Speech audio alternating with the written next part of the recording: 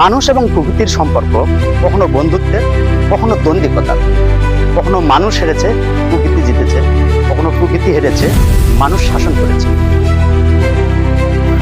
আজকের পর্বে তেমনই এক সৃষ্টির কথা বলবো, যেখানে মানুষ প্রকৃতির গতিপথকেই পাল্টে দিয়েছে। এই হলো তিস্তা ব্যারেজ, বাংলাদেশের সবচেয়ে বৃহৎ সেচ প্রকল্প। এখন দেখা যাক ব্যারেজ ও ব্রিজের মধ্যে তফাৎটা কি।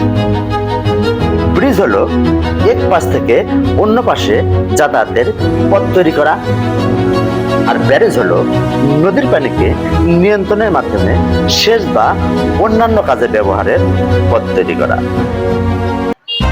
প্রকল্পের এই পাশটি হচ্ছে নীলফামারী জেলার ডিমলা উপজেলার খালিশা চাপানি ইউনিয়নের ডালিয়া গ্রাম, আর প্রকল্পের ওই পাশটি হচ্ছে লালমনিরহাট জেলার হাতীবান্ধা উপজেলার গড্ডিবাড়ি ইউনিয়নের দুয়ানি গ্রাম। তিস্তা প্রকল্পের মূল উদ্দেশ্য হলো পানিকে শুষ্ক মৌসুমে সেচের জন্য বিভিন্ন খাতে প্রবাহিত করা।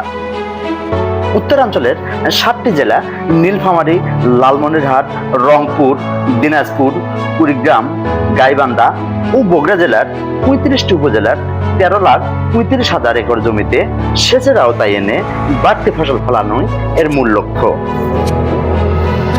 1937 সালে তৎকালীন সরকার তিস্তা ব্যারেজের পরিকল্পনা গ্রহণ করেন, আর মূল পরিকল্পনা গৃহীত হয় 1953 সালে।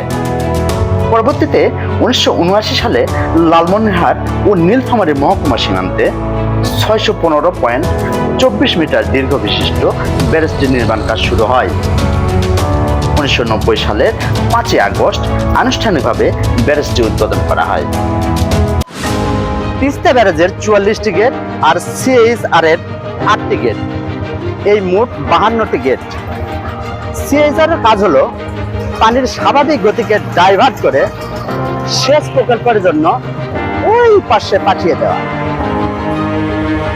তিস্তা ব্যারেজ মূলত 4.5 লাখ কিউসেক পানি প্রবাহের সক্ষমতা রাখে, আর এর বেশি মাত্রায় পানি প্রবাহিত হলে সেই পানিকে ফ্ল্যাট বাইপাস দিয়ে অন্যদিকে প্রবাহিত করা হয়। তিস্তা পাড়ের সৌন্দর্য দেখার জন্য প্রতিদিন শত শত পর্যটকের আগমন ঘটে। এখানে তিস্তার তাজা বাতাস উপভোগ করতে পারবেন, সৈকতে হাঁটতে পারবেন, আর জলের খেলা দেখতে পাবেন।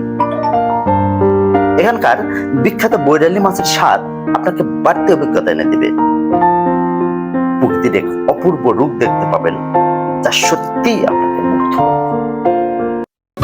বেশ স্বাভাবিক ছন্দেই ছিল বাংলার তিস্তা, কিন্তু বাদশাদে ভারতে নির্মিত তিস্তার বুকে গজলডোবা বাঁধ।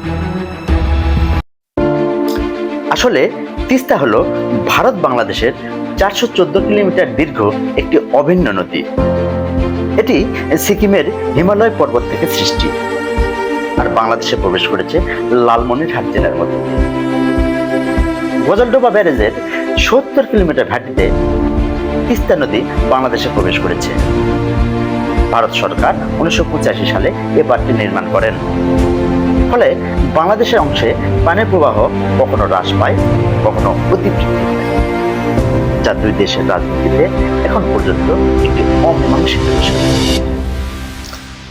বাংলাদেশের চাষযোগ্য জমির শতকরা 14% তিস্তা প্রকল্পের উপর নির্ভরশীল, আর এই বিপুল পরিমাণ জমির চাষাবাদের জন্য প্রয়োজন প্রতিদিন 5,000 কিউসেক পানি, যেখানে বর্তমানে পানির প্রবাহ 2,500 কিউসেক। ফলে বাংলাদেশের কৃষিক্ষেত্র মারাত্মকভাবে হুমকির সম্মুখীন হচ্ছে। ভেঙে পড়ছে খেটে খাওয়া লাখো মানুষের স্বপ্ন, চোখে মুখে লেগে থাকে শুধুই হতাশা। অন্যদিকে বর্ষাকালে মূল গতিপথ বদলিয়ে তিস্তার প্রভাবে আছড়ে পড়ে 2 তীর। নষ্ট হয়ে যায় আবাদি জমি, গাছপালা আর জীবনের শেষ আশ্রয়। হাজার হাজার মানুষ হয় পানিবন্দী, ভেসে যায় তাদের জীবনের সব সঞ্চয়। এলাকায় ছড়িয়ে পড়ে কান্নার হৃদয় বিদারক শব্দ আর বাঁচার আকুতি। জীবনের সর্বস্ব হারিয়ে মানুষ হয়ে যায় পথের ভিখারি। শুধু দর্শক শ্রোতা, আজ আমি দেখাতে চেষ্টা করেছি শান্ত তিস্তার অশান্ত রূপ। দেখা হবে অন্য কোনো দিন, অন্য কোনো বিষয়ে। সে পর্যন্ত ভালো থাকবেন। পৃথিবীর প্রতিটি প্রাণের প্রীতি প্রত্যাশায় আজ এ পর্যন্তই। Thank you.